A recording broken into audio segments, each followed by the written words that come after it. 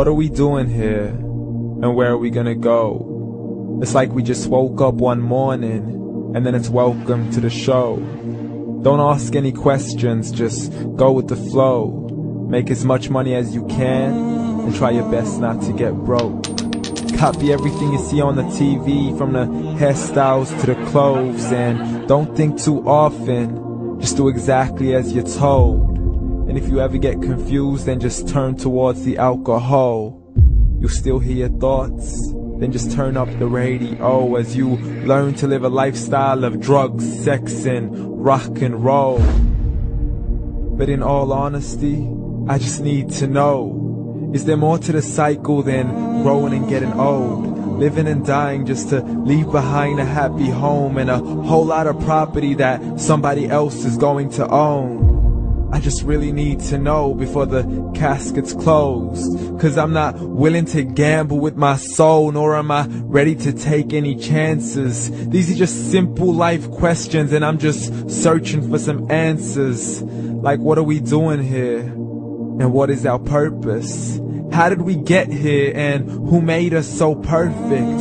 And what happens once we go, or is this world all really worth it? Questions we don't answer because apparently we don't really have to. There's no purpose to this life and our existence is merely natural. Then in that case, please let me ask you, did you create yourself, or was it somebody else who had fashioned you? 'Cause you're a being that's impeccable, faultless and unparalleled. You're a product of supreme intelligence, and I'm merely being rational. For there isn't a camera on this earth that can come close to the human eye, nor a computer that can compete alongside the human mind. And if the whole world was to come together, we wouldn't be able to create a single fly. So many signs, yet we still deny. As science tries to justify that all this could come from none, when it's a simple sum. 0 plus 0 plus 0 cannot possibly ever give you 1. So from where did all this order come?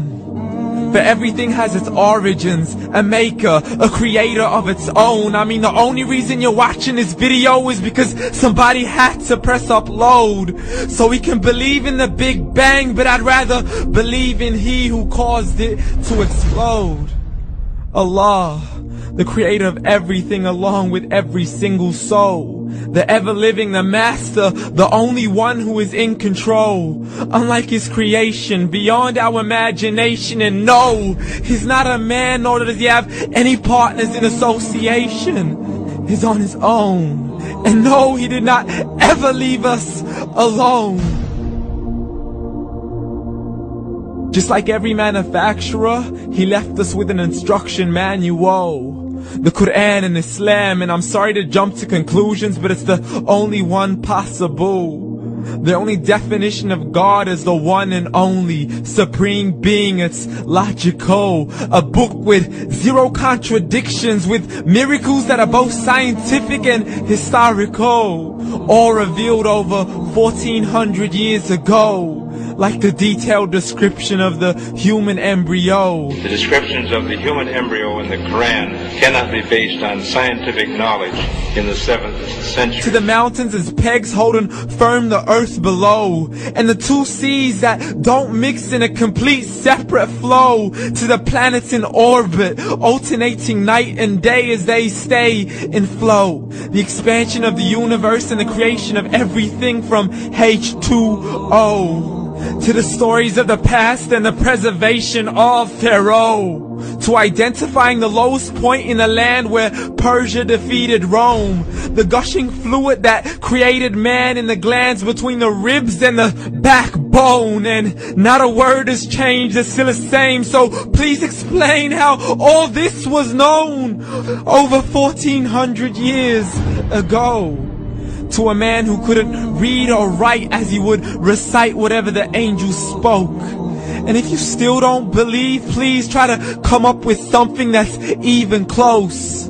But you can't, so we took God as a mockery and his messengers as a joke. Muhammad could not read or write.